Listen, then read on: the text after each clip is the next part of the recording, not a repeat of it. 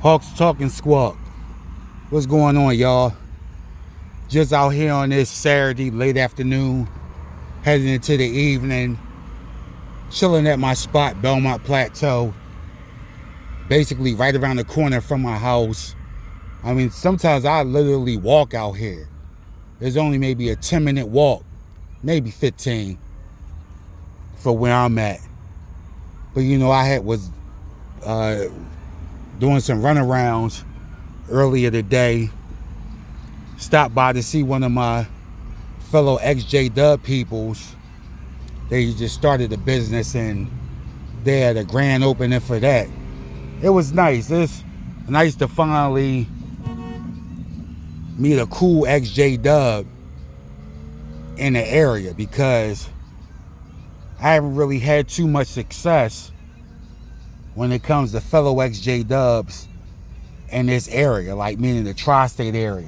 Like, I'm in Philly. So when I say in the area, I'm talking about like Philly, Jersey, Delaware. You know what I mean? Maybe Maryland, VA. But the tri-state is Pennsylvania, New Jersey, and Delaware. That's my tri-state area. But sometimes I ventured out and then met some other XJ Dubs from like Virginia, Maryland. And it's like it never really turned out so well. But nothing on my end. It always seemed to be something with them where they let their past indoctrination get in the way or still cloud their judgment and mind as they venture off into their futures. And I see a lot of that throughout a lot of the XJ Dub groups and forums or whatever. A lot of them are still heavily indoctrinated. You know, and it's sad. You know, because I don't think I was ever fully indoctrinated. You know, so that's why leaving the J Dubs was so easy for me, because I had already made up in my mind that leaving the J Dubs meant leaving behind all my peeps, family, and friends that were still in the organization. So when it came time, like, and I knew that all along, so that made my exit quite easy, especially compared to most. You can still see the trauma or whatever. Because like a lot of XJ Dubs, you know what I mean, in my heart, you know what I mean, goes out. Like, a lot of them have been through some real fucked up shit.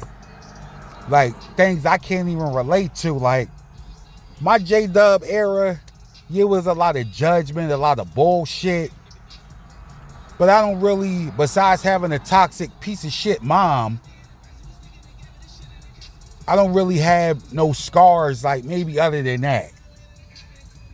You know what I mean? Of course, if you have a dysfunctional relationship with a parent, of course there's going to be some mother to father issues somewhere. You know, that's just to be expected.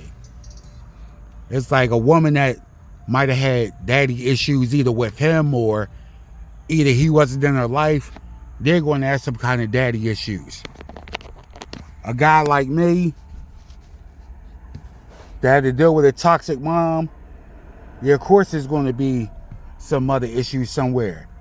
You know what I mean? That's to be expected, and we shouldn't feel no type of way if somebody might point that out. You know, because, you know what I mean, a lot of times truths hurt and facts crack. You know, they can crack your soul. But anyway, here's some of my experiences with fellow XJ Dubs, and I'm not going to name any names and damage anybody's credit within the XJ Dub community. I'm not going to do that. So I'm not going to name any names when it comes to these dealings with some of the XJ Dubs that didn't work out. You know what I mean? But I will name certain locations. Now, for one, there was a fellow XJ Dub I'm just going to say from the DMV area. The DMV area is Maryland, DC, and Virginia. For those that don't know, that's the DMV. I'm just going to say that this fellow XJ Dub, she was from the DMV area. Sorry. She was from the DMV area. DC, Maryland, Virginia. So this was about 6 years ago. It was the summer of 2018. Now this was just a crazy timeline period because my queen, her mom had just transitioned to the afterlife, which was just 5 months after her grandfather, who was like a father, transitioned. And he transitioned 3 months after a grandmother who was also like a mother. So if in those 3 months, that 8-month time frame, we gained 3 grandcestors. Now from a spiritual realm, that's a great thing, but from the physical realm, of course there's going to be sadness, mourning, grief, whatever, but we should celebrate the lives of our grandcestors who are now soaring in the afterlife, watching over their loved ones with connection, direction, and protection. So anyway, this was a rough time anyway. And I met this young sister. She was a couple years younger than me. We met in one of the XJ Dub groups. I used to always post. She would always post. We would wind up commenting back and forth on each other's posts throughout the group. So she sent me a friend request, then inboxed me telling me she was, what's the term they use? PIMO. She was physically in, but mentally out. Because she was still going to the Kingdom Hall from time to time because she was living back home with her parents, her and her kids. So, their house, their rules. If y'all want to stay here, y'all got to go to the Kingdom Hall, whatever. So she had no choice in that regards, but mentally she was done. So she was trying to get support from the XJ Dub community. And of course I was there, me and a few others to show her support, guidance, or whatever. Now she was really wowed by a lot of my J-Dub stories and the stuff I would post and how I seemed to be way past that J-Dub shit, because at this point I had been mentally out for 11 years at that point, but I had been physically out close to 10 years. So, we connected or whatever. She would come to Philly. Sometimes we would go down to the DMV area because we got a lot of peoples down there. Shout out to all our DMV folks. So actually the first time we met, we had went down to the DMV. We hung out, introduced her to some of our peoples down there because it was one of our peoples down there was having a cookout. So we was already going and like, hey, this friend can she come by, whatever, They extended the invite.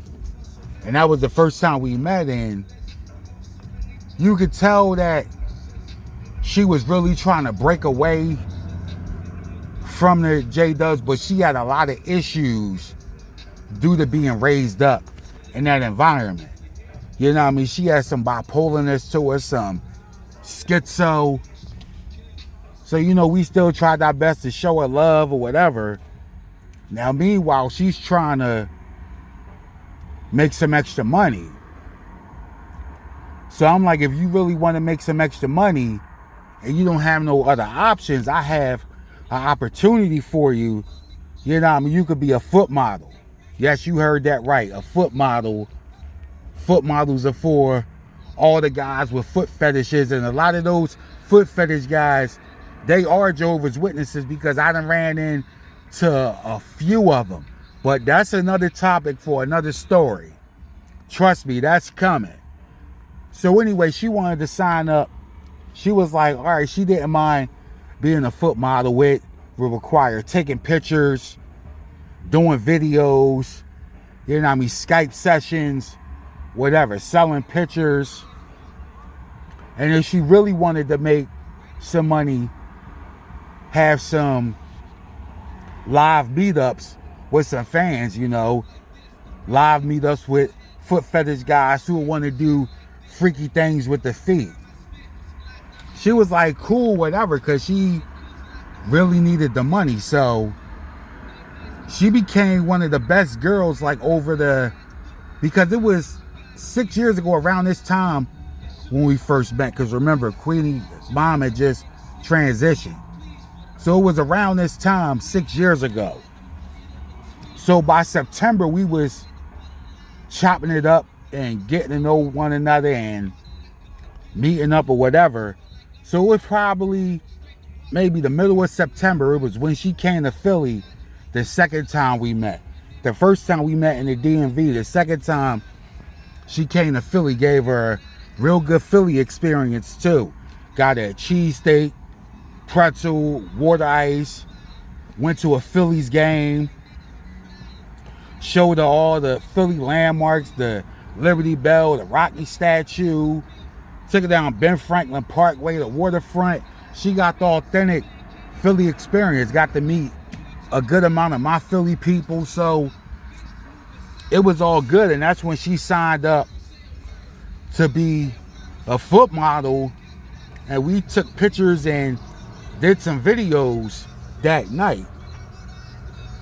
Now, in a lot of the videos we would do, I would be the role of the foot dude or whatever, but you really couldn't tell it was me, because in the videos I would always have my hat real low, or the way the lighting would be, it would be real dark around my face. I might have on a bandana damn near covering my eyes or whatever. So we did a video. You know, when what we did in the foot video, that shit must have really got her excited, because she really started sweating me after that and was catching feelings.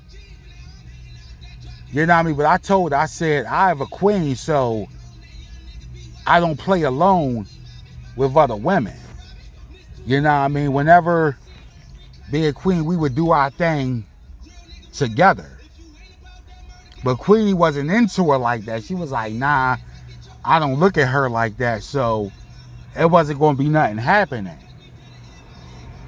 Now, this happened sometime later, after we then did a few videos and she then had a few clients. She started making some good money. At this point, this was around November. She had been on the team for about a couple of months at this point. But by that time, she had caught feelings heavy. She would be like sending me little love letters and shit through the Facebook Messenger and telling me, well, Queenie might not be into me, but that don't mean we can't get together. Like, nah, sis. You know what I mean? I don't do that disloyal shit.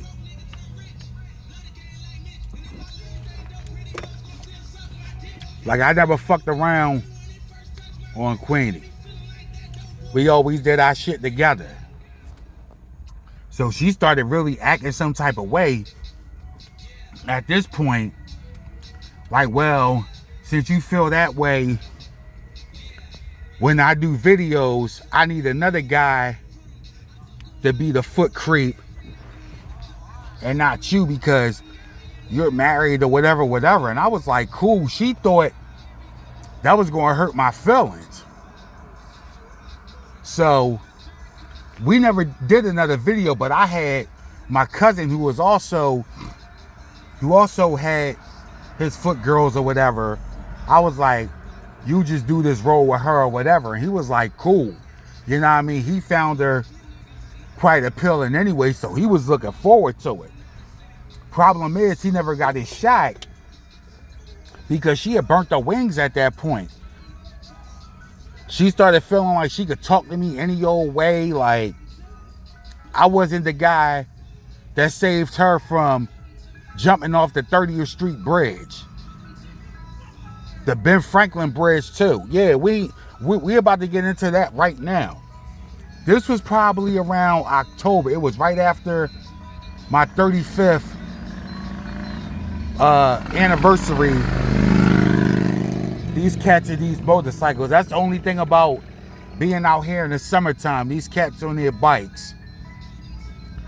So this was right after my 35th anniversary of human existence. She came to Philly another time, but this was the first ever time she smoked weed. The first couple times I asked her did she want to smoke, she was like, nah, but she said one day she's going to smoke. And I said, all right, I'm going to have some real good shit, because it's going to be your first time, and your first time, you shouldn't smoke no bullshit, but trust me, this shit is safe. My weed source is pure. None of that sprayed on governmental bullshit. But anyway, she came to Philly this one day. It was like October at this point. And she smoked some weed, but the problem was she had been drinking too. And I think she made the mistake of mixing tequila with brown. Because I had some Hennessy, she had some of that. And I think Queenie's friend had some tequila. Because we was at a little get together. Next thing you know, this girl starts tripping out. Telling me she hates her life. She can no longer stand going to the Kingdom Hall and living with her parents, and maybe everybody's life would be better if she was gone. She would then ask about going to 30th Street, and I was like, why you want to go to 30th Street? We rolled by there the first time you came to Philly. And she was like, because I'm going to jump off the bridge into the Schuylkill. I was like, no, sis, you drawing. And she was like, well, take me to the Ben Franklin Bridge and I'll jump off of there. That's even, like, she was tripping. Then she started throwing up, and it was just a mess. And I was like, all right, for one, don't you ever mix brown and clear again. And the next time you smoke, don't have nothing to drink with it, because I know it was the liquor. It was the combination of all of that having you tripping like that. So flash forward till November, when she starts tripping, like she could just disrespect me and all that, and I'm like, nah. Next thing you know, she's inboxing Queenie, telling her that I wanted to fuck her and all that, and I didn't care if Queenie didn't have feelings for her in that way, that I still wanted to get it in. Queenie knew she was bullshit, because we don't hide shit when it comes to that. So then at that point, we just blocked her, cut her off. Next thing I know, my ex-J-Dub homies, they don't live nowhere on this side. But they start sending me screenshots, inboxing me like, yo, she's talking mad greasy about you in these groups. And I'm reading the screenshots and all that. She's just really playing victim, making me out to look like all kinds of crazy. So I was like, let me nip this in the bud right now. Had my peeps inbox her like, listen, keep Hawk's name out your mouth. Keep Hawk and Queenie's name out your mouth. You know what I mean? Keep their name off your fingers. Don't be posting shit about them or not, because it will get back and it won't end nice for you. And that was the end of that. Good riddance to that wackadoo from the DMV. Next up, this next fellow ex-J-Dub. It's from Pittsburgh. You know, we never actually linked up or winged up in person, but we would talk on Facebook or whatever, and I told her I'm trying to reach out to fellow ex-J-Dubs. You know what I mean? Maybe we could get some projects and stuff going on, like throughout the tri-state area. She was like, cool, But all it took was one time me posting about something that I'm not even going to go into what I posted that she didn't agree with. But instead of agreeing to disagree, she gets in her feelings, starts name calling on a post, not only to me, but other people who were in agreement with me on that post. She jumps on there and starts verbally attacking people. Then gets in my inbox talking all crazy. So nip that in the bud. And that person was blocked and chopped. Well, yeah, that's why my fellow XJ Dub homie whose grand opening I attended today, I appreciate folks like them. We didn't already went to a few basketball games together in Philly and out there in Chicago. You know, and she's also working on getting together an XJ Dub movement within the tri-state area. But, you know, it's really any success when it comes to that. She had a couple of events, but only maybe like 7 or 8 people showed up. I'm like, the group is way bigger than this. But, you know, it is what it is. Other than that, I've had plenty of disagreements with XJ Dubs. Like, I noticed for some reason, my handwriting style, I type every letter, like the first letter of every word is capitalized. Now, I've written plenty of books. None of the people that have read my books have ever complained about my handwriting style, or throughout the plenty of other basketball or whatever groups I'm in. When I make statuses on my posts, nobody never says anything. But as soon as I post something in an XJ Dub group, here come these former theocratic ministry school dropouts who want to critique my writing time out. It gives them a headache. Well, get your brain checked then. Because for one, my handwriting style gets me paid on social media and off social media through my books. I'm selling books from 10 years ago that I ain't promoted in 9 years. So I done forgot I even wrote some of these damn books that I'm still getting royalty checks for every month. Along with getting paid on Facebook for my handwriting style that, you know, gives certain indoctrinated still folks a headache. But other than that, it's all love. Shout out to all the fellow XJ Dubs out there.